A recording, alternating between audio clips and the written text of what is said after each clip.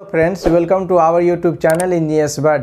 आज मैं आप लोगों को स्टडी फ्लो एनर्जी इक्वेशंस का डेरिवेशन दिखाने जा रहा हूं। इससे पहले आप फर्स्ट लॉ ऑफ थर्मोडायनेमिक्स का देखे थे और उसके बाद उसका लिमिटेशंस देखे थे। और स्टडी फ्लो एनर्जी इक्वेशंस को ही हम लोग क्या कहते हैं, applications of first law of thermodynamics to a steady flow process. Applications है स्टूडेंट्स, यहाँ देखिए किसका, फर्स्ट लॉ ऑफ थर्मोडायनेमिक्स का। फर्स्ट लॉ ऑफ थर्मोडायनेमिक्स में आप देखे थे कि जहाँ हमारा अमाउंट ऑफ हीट ट्रांसफर जो है equal to amount of work done होती है।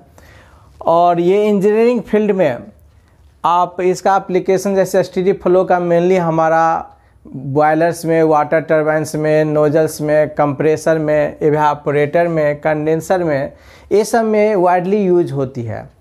स्टडी फ्लो मीन्स ही जहाँ हमारा वर्किंग सब्सटेंस की कंटिन्यूसली फ्लो हो। तो स्टडी फ्लो के लिए हम लोग क्या करेंगे, एक कंट्रोल वॉल्यूम, एक ओपन सिस्टम को मैंने कंसीडर किया। ये हमारा कंट्रोल वॉल्यूम, ये है कंट्रोल वॉल्यूम, देखिए कंट्रोल वॉल्यूम है। और ये ओपन सिस्टम में जहाँ आप देख रहे हैं यहाँ इनलेट है, ये इनलेट है, और यहाँ क्या है, आउटलेट है, एग्जिट है, आउटलेट है। तो ये मैंने क्या किया, एक ओपन सिस्टम को कंसीडर किया जिसके थ्रू वर्किंग सब्सटेंस इन कर रही है विथ वेलोसिटी v1, जहाँ जिसका हमारा प्रेशर क्या होगा, P1 होगी। इसकी स्पेसिफिक वॉल्यूम हमारा क्या होगी, Vs1 होगा। इंटरनल एनर्जी इसका क्या होगा, U1 होगा। तो स्टूडेंट्स, इसमें आप देख रहे हैं वर्किंग सब्सटेंस, कोई भी वर्किंग सब्सटेंस हो तो इनलेट कर रही है, इन हो रहा है, इंटरिंग हो रहा है सिस्टम में, और आउटलेट हो रही है सिस्टम से, यानी कि लिव्स कर रहा है सिस्टम से, लिविंग हो रही है। तो लिविंग हमारा जो आउटलेट है सिस्टम का, उसका हमारा एक रेफरेंस लाइन डेटम लाइन है, डेटम लेवल है, जिससे हमारा हाइट क्या है, Z2 है। सिमिलरली यहाँ Z1 क्या है, इनलेट पोर्शंस का डेटम लेवल से हमारा हाइट है। तो इनलेट के लिए मैंने जो प्रेशर कंसीडर किया, suppose P1 is the entering pressure of the working substance in newton per square metre. Similarly U1 is the entering internal energy, V1 is the velocity of the working substance, और Vs1 specific volume of the working substance. तो students आप देख रहे हैं one suffix मैंने every properties में लगाया हूँ। तो one suffix represents the our inlet portions, inlet part of the working substance. Similarly, if you consider here P2 is the pressure of the living of the working substance, V1, V2 is the outlet velocity, Vs2 because outlet है, outlet के लिए suffix 2 लगाएंगे, Vs2 specific volume of the working substance, U2 internal energy of the working substance। तो students, application of first law है। तो first law के लिए मैंने एक ओपन सिस्टम कंसीडर किया, और वो ओपन सिस्टम का हाइट मैंने एक डेटम लाइन से ले लिया। तो इसको अगर मान लिया, इसको हम दो तरह के डेरिवेशन करेंगे, एक पर यूनिट मास में, एक लेंगे with considering of the mass flow rate. जब मैं मास लूँगा और पर यूनिट मास लूँगा तो दोनों में हमारा क्या इक्वेशंस बनती है। तो चलिए हम लोग जो है अब उसको line by line, step by step देखते हैं। Now consider the 1 kg of working substance entering the open system, then our total energy will be, total energy जो आपका यहाँ हो जाएगी E1 for internal energy at the inlet, यहाँ हमारा हो जाएगा internal energy plus flow energy plus kinetic energy plus potential energy plus heat supplied, QS। ये आपका इंटरनल एनर्जी का इक्वेशंस हो गए। इंटरनल एनर्जी में आप जैसे देख रहे हैं, इंटरनल एनर्जी यहाँ मैंने रिप्रेजेंट किया हूँ U1 से। तो इंटरनल एनर्जी के प्लेस में आपका आ जाएगा value U1 plus flow energy is the product of pressure into specific volume. तो यहाँ हमारा P1 VS1 हो जाएगी फ्लो एनर्जी, यानी कि प्रेशर हो गया और स्पेसिफिक वॉल्यूम हो गए, प्लस काइनेटिक एनर्जी जैसे मैंने कंसीडर किया 1 kg यानी कि पर kg of the working substance. तो पर kg में हमारा काइनेटिक एनर्जी के इक्वेशंस होती है हाफ mv²। तो पर kg m की वैल्यू 1 हो मैंने कंसीडर करूँगा तो हो जाएगा इक्वेशन v1²/2। देखिए स्टूडेंट्स यहाँ कैसे आया, मान लिया जाए काइनेटिक एनर्जी का इक्वेशंस आपको होती है हाफ mv²। मैंने इनलेट के लिए तो 1 सफिक्स हुआ, अब मास क्या लिए 1 kg। तो जब मैं मास का वैल्यू 1 रखूँगा तो आपका इक्वेशंस क्या हुआ v²/2, जहाँ m = 1 हो गया, इसलिए kinetic energy v1²/2 plus potential energy आपको हो गया gz1, m यहाँ 1 हो गया, mgz होती है पोटेंशियल एनर्जी, तो आपको m यूनिट है यानी कि 1 kg है पर kg है, plus amount of heat supplied. तो मैंने यहाँ अमाउंट ऑफ हीट सप्लाइड ले लिया QS। ये आपका हो गया total energy at the inlet.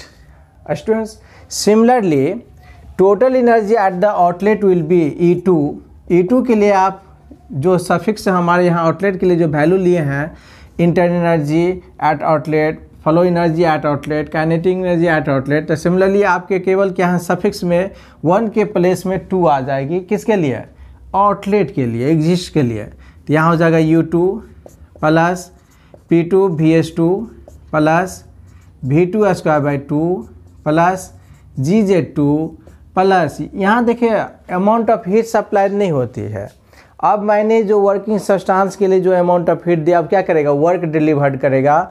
तो वर्क डिलीवर्ड के लिए यहाँ आपका हो जाएगा वर्क डन, ये W हो जाएगी, W आपको यहाँ वर्क डन हो गया, यानी कि WD लिखिए या ओनली W लिखिए, वर्क डन हो गए। तो स्टूडेंट्स ये आपका क्या होगा total energy at inlet, total energy at outlet. अब आप जानते हैं कि जैसे according to first law of thermodynamics, नहीं तो हमारा total amount of heat work done में होती है नहीं है। तो now according to law of conservation of energy, our total energy at inlet equal to total energy at outlet. That means there will be no loss of energy. If you consider there will be no any loss of energy, then our total energy at inlet equal to total energy at outlet. Thus our equations becomes E1 equal to E2. Assuming no loss of energy, then according to first law of thermodynamics, that is law of conservation of energy, equation becomes total energy at inlet, total energy at inlet equal to total energy at outlet. That means E1 equal to E2। E1 का equations आप देख रहे हैं, E1 है, तो मैं इसके place पर लिख दूंगा E1 plus P1 VS1 plus v1²/2 plus gz1 plus QS equal to U2 plus P2 VS2 plus v2²/2 plus gz2 plus work done. और आपका एंथैल्पी जो होती है in thermodynamics, enthalpy is the sum of internal energy plus flow work, displacement work. तो ये आपका क्या होगी sum of the internal energy plus flow work at outlet. Also U2 plus VS2 is the enthalpy. Then in place of U1 plus VS1 we can write H1 plus v1²/2 plus gz1 plus QS। यहाँ भी enthalpy हो जाएगा H2 plus v2²/2 plus gz2 plus work done.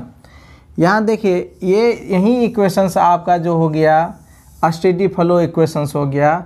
This equations represents the steady flow energy equations. That means applications of the first law of thermodynamics for steady flow when, कब ये equations applicable होगा, when the mass of working substance per kg, जब मैं 1 kg working substance को consider करूंगा तो ये equations हो गए।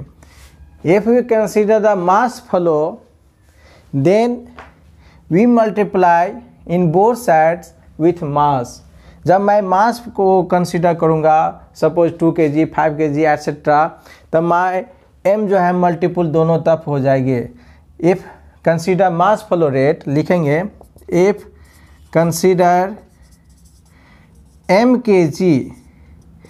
kg of mass of the working substance,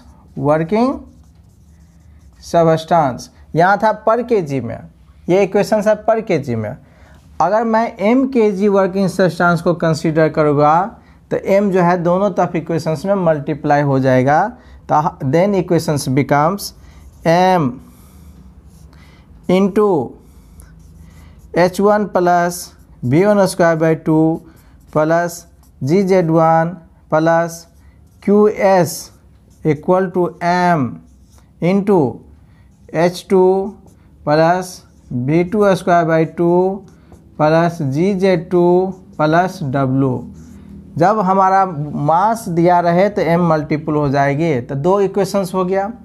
students mass flow rate जब हम इसमें निकालना रहेगा तो mass flow rate m is equal to m पर हम लोग डॉट लेते हैं, mass flow rate is equal to होता a1 v1 upon vs1 equal to a2 v2 upon vs2। ये आपका मास फ्लो रेट का इक्वेशंस हो गया जो काफ़ी इंपॉर्टेंट है। यही मास फ्लो रेट से अगर जो आपको मैं फिगर दिया था, फिगर में मान लिया जाए कि इनलेट पाइप का डायमीटर निकालना हो और आउटलेट पाइप की डायमीटर निकालना हो, तो जैसे आप जानते हैं कि एरिया इक्वल टू क्या होती है π/4 इंटू डी स्क्वायर। तो स्टूडेंट्स आप हमारे पास एरिया दोनों का निकाल लेंगे तो हमारा डायमीटर भी निकल जाएगी जब दोनों में हम मास फ्लो रेट में इक्वेशन को पुट अप करेंगे। तो आप इस तरह से स्टूडेंट्स आप देखिए हमारे चैनल को जो अभी तक नहीं सब्सक्राइब किए हैं प्लीज़ सब्सक्राइब कर ले। मैं आपका मैकेनिकल इंजीनियरिंग का हर एक सब्जेक्ट का मैं आपके पास वीडियो के साथ सारे थ्योरी विथ न्यूमेरिकल को लेकर के आता रहूँगा।